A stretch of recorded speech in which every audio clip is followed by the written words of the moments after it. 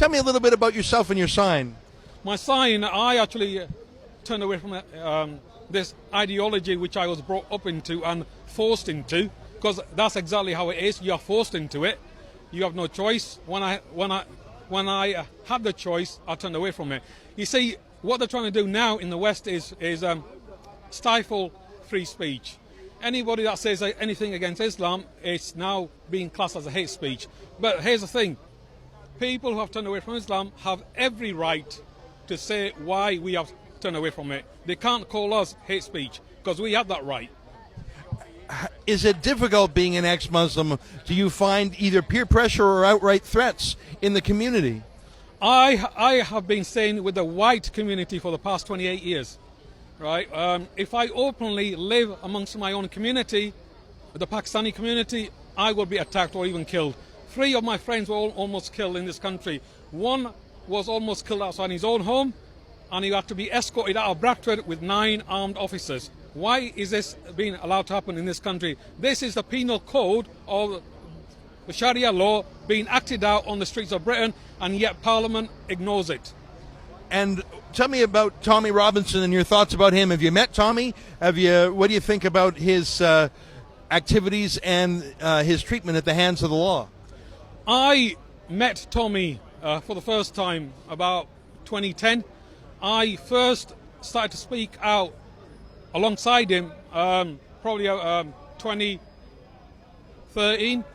And the reason I stepped out and started to speak with him because I was fed up of the white people, innocent white people being pushed into a corner and being called racist, and Tommy also being called racist. So I spoke with him and I said, Tommy, let's fly a Pakistani flag to prove that you're not a racist. And he did. And what's happening now is I'm trying to highlight men from my community have raped white girls across 78 towns. Right? When I was being brought up in my own community, the Pakistani community, we are taught white people, filthy, pig-eating filthy people. The girls are trash, they sleep around. This is the attitudes that I grew up with. So when I came across white girls, if they smiled at me, I thought that they were interested. So this is the attitudes that we grew up with.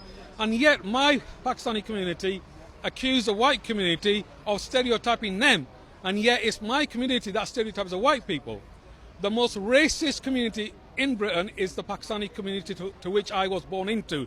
They are the racist community. I have been staying with the white community for the past 28 years. The white community are the most tolerant, warm, kind-hearted people. I haven't had any issues. Well, that's just incredible. I really appreciate your very powerful story. It sounds like you've had quite a transformation and you've seen and heard some terrifying things.